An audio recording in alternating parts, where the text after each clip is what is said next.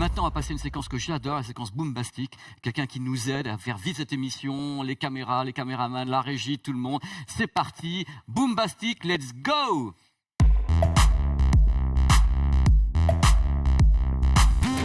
Transition incroyable, on n'a rien vu du tout, n'est-ce pas? Comment ça va? Ça va bien? Merci beaucoup, on est avec Stéphane Quentin, vous le connaissez, c'est pas la première fois qu'il vient, El Señor PR de Nvidia France. Et on est aussi accompagné encore une fois d'un second PC de Cybertech. Cybertech où j'ai appris juste avant qu'ils étaient en fait de Bordeaux.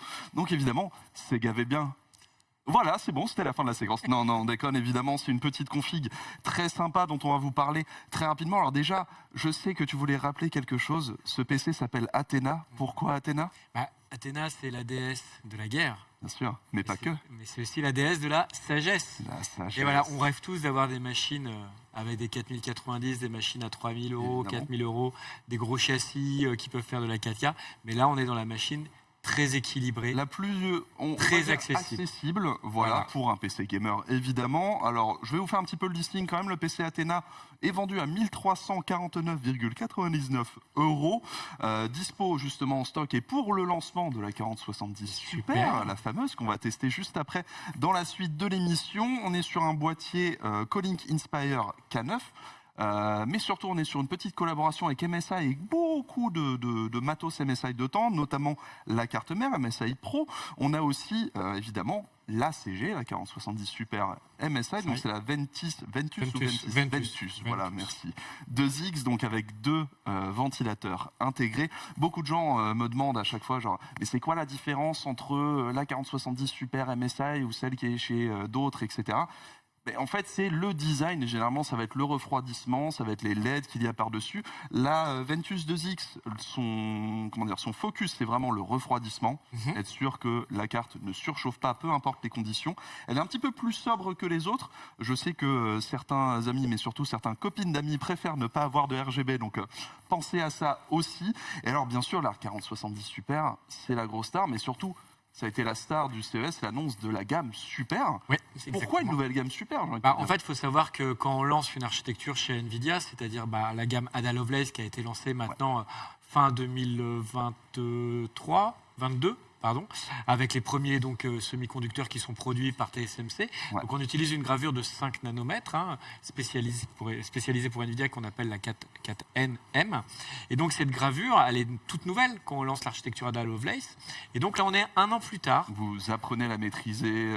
Enfin voilà, TSMC, la production des wafers. Donc le wafer, cette grande plaque de silicium dans laquelle tu vas trouver chaque GPU dessus. Ouais. En fait, on va avoir de plus en plus de GPU fonctionnels au moment de la production en fait des wafers. Donc plus il y a de puces par wafer fonctionnel, plus les prix des puces baissent. Je vais expliquer un petit coup sur ça parce que peut-être que les gens ne comprennent pas forcément ce truc-là. En fait, quand on produit une puce, il y a plein de puces qui sont produites, mais elles ne sont pas forcément produites avec la même qualité. Donc très souvent sur des bases d'une puce, donc un wafer où on a vraiment plein de puces qui ont été produites, va y avoir celles qui ont été produites à la perfection, qui vont devenir genre les modèles absolus, et d'autres où il y a une petite partie un petit peu morte ici, il va falloir la désactiver, ou alors il y a des petits défauts ça et là, ce qui devient généralement en fait les différentes gammes de produits high-tech, donc ça concerne aussi les GPU. Les GPU, et donc du coup, au bout d'un an de production avec TSMC, qui maîtrise de mieux en mieux cette gravure, on a de plus en plus de puces fonctionnelles.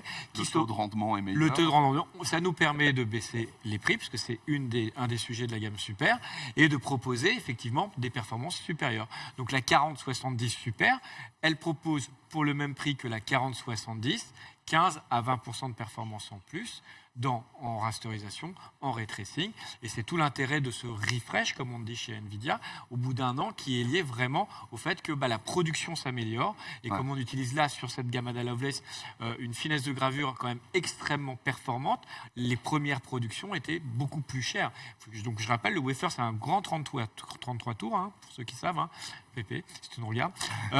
Donc un 33 tours de silicium, et donc chaque puce dedans est dessinée. Donc les meilleures en général, c'est celle du centre, et avec le temps, elle s'améliore de ça. Et donc le refresh de la gamme Super, c'est ça, et ça permet effectivement de réajuster les tarifs, réajuster les performances pour entamer le deuxième cycle, la deuxième année, on va dire, de vie de l'architecture Ada Lovelace. Et aussi entamer un petit peu le nouveau cycle de vie des jeux vidéo. On a un bel exemple devant nous, on va y jouer sous peu pour vous montrer au réel ce qui se passe avec la 4070 Super. Mais pour terminer un petit peu la configuration que nous propose Cybertech ici, on a aussi un processeur Intel i5 14400F, 16 Go de RAM en DDR4 et un stockage 1 Tera NVMe de Kingston avec une alimentation de 750 watts, ce qui est largement suffisant pour la 4070 Super qui consomme 220 watts. C'est ça. Ce qui est franchement que dalle pour le type de performance qu'on a dedans. Évidemment, c'est très joli, mais c'est beaucoup plus sobre que la plupart des configurations de Cybertech. Il faut voir aussi que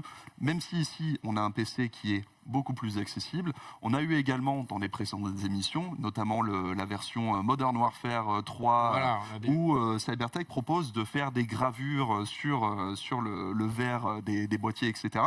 Évidemment, faites des gravures avec marqué Sega V bien, vive Bordeaux, vive Cybertech, et comme ça, on sera bons tous ensemble. Mais moi, je te propose qu'on voit un petit peu les technologies Nvidia en réel, en lançant un petit Alan Wake 2, tant qu'à faire. Un petit peu le jeu le plus compliqué à lancer actuellement. Pourquoi ? Parce qu'il a vraiment toutes les technologies les plus modernes intégrées, notamment les technologies Nvidia. Alors, on va passer sur le jeu et je vais vous montrer un petit peu ce qui se passe avec ce PC quand on fait tourner un jeu de la mort qui tue comme celui-ci. On est sur un écran un petit peu étiré, c'est ce qui fait qu'on a les barres noires, ne vous inquiétez pas. En haut à gauche, on a un petit compteur de FPS qui vous sera très utile pour voir ce que l'on fait. Vous pouvez voir que là, on est sur l'intro de Alan Wake 2 et on est à 53, 52 FPS par là, tranquillement. Et je vais vous montrer un petit peu les options. On va en parler avec Stéphane. Là, on peut voir qu'on a le DLSS qualité avec un petit Frame Generation de cocher. À quoi ça correspond ça ? Alors, du coup, l'intérêt de la 4070 Super, c'est une carte qui a été taillée pour le 1440p. Ouais. Donc là, on est dans Alan Wake 2. Là, en plus, on a mis une petite difficulté de 1440p en 21 neuvième, ce qui rajoute évidemment au rendu. Supplémentaires, mais c'est surtout qu'en fait, on est en path tracing. Ouais. Et donc le path tracing aujourd'hui c'est la technologie la plus évoluée en termes de rendu graphique puisqu'on va appeler ça le full ray tracing. C'est-à-dire que tous les effets de lumière qui vont être calculés dans Alan Wake 2 sont des effets qui sont rétrécés avec vraiment une simulation totale de la lumière. On calcule l'intégralité du trajet du rayon en fait pour voir les interactions avec les liens textures, entre les objets, les liens entre les objets, la réactivité de toute la lumière est calculée de façon réelle. Comprenez qu'on simule un soleil littéralement en fait dans le jeu. L'éclairage vraiment avec toutes ces interactions qu'ils peuvent avoir avec les matériaux et tout ça. Donc le path tracing c'est vraiment la technologie la plus évoluée et d'ailleurs sur ce sujet-là, Alan Wake 2 a été élu l'un des plus beaux jeux de l'année 2023 grâce à cette technologie Seed Path Tracing. Alors bien sûr la direction artistique derrière, mais du coup voilà, là on est sur le moteur de jeu de 2024. Ouais, clairement. Donc vous pouvez le voir ici dans Ray Tracing, on a le path tracing de l'éclairage, etc., qui est en élevé, éclairage direct, et on a un petit truc qui s'appelle Ray Reconstruction aussi. On a donc deux technologies qui sont liées à l'intelligence artificielle, on va en reparler un petit peu. Le DLSS 3 Frame Generation, donc le Frame Generation qui va générer des images supplémentaires, ce qui va permettre notamment dans des jeux très lourds de passer par exemple de 45-50 FPS à plus de 70-80 FPS. Et on va avoir... Là, vous voyez, je l'ai désactivé en jeu et vous pouvez voir qu'on est retombé à 33-32 FPS par là, alors que si on l'active, on passe à 52-53. Alors, il faut bien comprendre que le path tracing, sans le frame generation, c'est très compliqué en fait de jouer, vu le fait que le path tracing est très très lourd et très gourmand. Et le reconstruction, donc le deuxième effet aussi, c'est qu'on utilise une intelligence artificielle pour reconstruire les rayons du path tracing. C'est-à-dire que c'est des rayons de lumière. Les mélanges jusqu'à présent étaient faits avec ce qu'on appelle des denoisers manuels ou via CUDA. Enfin, c'était fait chacun. En fait, quand on génère ces lumières dans un environnement 3D, ça crée du bruit. C'est ça. Comme une image, quand vous prenez une photo avec votre smartphone de nuit, vous voyez dans les zones d'ombre des petits points. Et il faut du coup qu'un logiciel, un traitement, passe derrière. On avait des traitements assez classiques qu'on appelle les denoisers, qui veut juste dire enlever du bruit en anglais. Et Nvidia est arrivé avec son propre denoiser, boosté à l'intelligence artificielle, le fameux DLSS 3.5. Voilà, ou reconstruction. Et donc le reconstruction permet d'avoir un ray tracing beaucoup beaucoup plus beau, beaucoup plus fin et surtout améliorer encore de 10% les performances à peu près dans ce jeu-là. Donc en fait, ce qui est intéressant dans cette machine de Cybertech avec la 4070 Super, c'est qu'on est vraiment dans le milieu de gamme du PC que tout le monde peut se payer. C'est vraiment la machine qui va permettre de jouer en 1440p, à la fois à tous les jeux compétitifs avec des framerates assez élevés, voilà, et aussi aux jeux type Alan Wake 2 qui est vraiment avec un moteur extrêmement avancé, puisque le path tracing va vraiment se développer de plus en plus. Vu la qualité visuelle qu'on a, on est vraiment dans un film. Hein. Quand on veut vraiment simuler quelque chose de réel, de réaliste, voilà, était le mot que je cherchais. Le ray tracing aujourd'hui, c'est juste inévitable. Voilà, on est 5 ans après le lancement des RTX, maintenant en 2024. On est rentré dans maintenant la production des jeux vidéo. Il n'y a plus un seul jeu vidéo qui sort sans des options ray tracing. Et maintenant, il y en a qui sortent en path tracing. Et puis, pareil, le DLSS 3, 2, le super résolution, le frame génération, le ray reconstruction. Il n'y a plus un jeu vidéo qui sort sans ces outils-là. Et c'est vrai que c'est dans ce sens-là où, en fait, ce genre de machine est très adapté aux gens qui veulent s'équiper sans dépasser non plus des fortunes dans un PC. Oui, parce qu'il y a un point qu'on oublie un petit peu souvent, je trouve, sur le DLSS, donc qui est une technologie de mise à l'échelle à laquelle on va rajouter la création de trames, où là, c'est une intelligence artificielle qui va créer des images supplémentaires pour avoir un affichage plus fluide, c'est qu'on peut le voir comme ici où on utilise le DLSS qualité. Donc je vais vous remontrer tout ça. On utilise le DLSS qualité, on a 55 FPS environ à peu près. Voilà, on peut le mettre à performance et là on va remonter, voilà, on va remonter à 66, 67. Donc déjà le performance, évidemment, on fait un petit peu de sacrifice sur la qualité de l'affichage. Mais un truc qu'on oublie de dire sur le DLSS, c'est que du coup ça permet aux cartes graphiques de durer plus longtemps finalement. Ça permet d'accéder à des technologies extrêmement gourmande. On verra après dans le temps combien de temps vont tenir avec le frame generation, mais je pense que voilà, ce qu'il faut bien comprendre, c'est que des moteurs pas stressés, il va y en avoir de plus en plus dans le monde du jeu vidéo. C'est vraiment clé pour le futur et c'est vraiment intéressant de s'équiper avec ce genre de config, avec le frame generation, avec le ray reconstruction. Et j'ai entendu la rubrique sur tout à l'heure sur la démo qu'on a faite au CES sur NVIDIA, qu'on appelle Kairos. Voilà, Kairos, que nous on appelle en interne NVIDIA ACE pour Avatar Cloud Engine.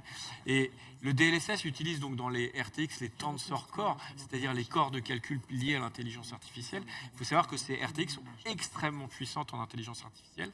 Et donc, Kairos, ACE, utilise ces Tensor Core pour la synchronisation labiale, pour ce qu'on appelle le texte to speech, donc le fait que en fait c'est converti directement quand le joueur s'est converti directement en texte, c'est une intelligence artificielle qui va générer la réponse, ça va revenir et c'est les RTX qui sont capés pour faire ce genre d'activation. Et la grande nouveauté pour NVIDIA au CES, c'est le fait que les intelligences artificielles, jusqu'à présent, on va interroger un serveur quelque part, et là la nouveauté qu'on va avoir en 2024, c'est le fait de faire tourner les intelligences artificielles en local, sur sa machine. On va pouvoir avoir des classifications intelligentes de ces photos. On va pouvoir avoir des réponses en local. C'est-à-dire qu'on n'aura plus besoin d'aller interroger un serveur.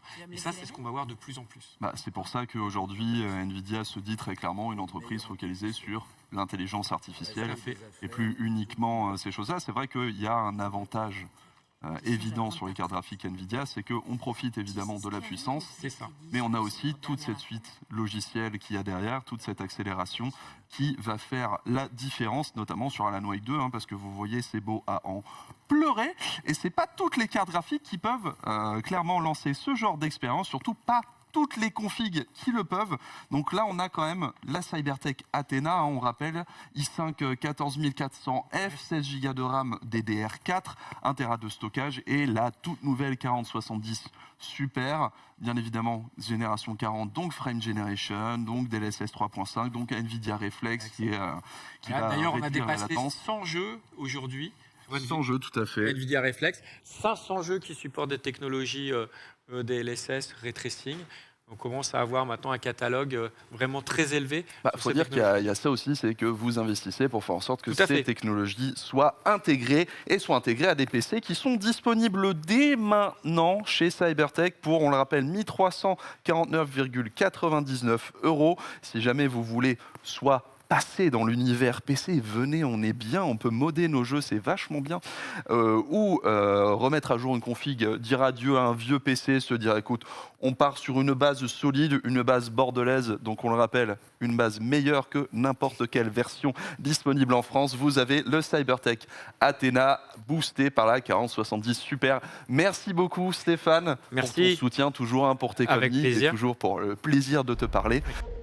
J'ai pu tester la RTX 4070 Super, donc on en a parlé sur la séquence Boombastic. Là, je vais vraiment pouvoir vous parler de ce que j'en pense vraiment, parce qu'évidemment, non, en vrai, c'est de la tuerie. Alors, 4070 Super, ce qui change par rapport au modèle qu'on a déjà connu en début d'année, c'est plus de cœur CUDA, plus de RT Core, un cache L2 qui a été revu, qui a été remis au même niveau que le TI, que le 4070 Ti qu'on a connu juste après. Par contre, il y a toujours 12 Go de mémoire vidéo, ça ne change pas.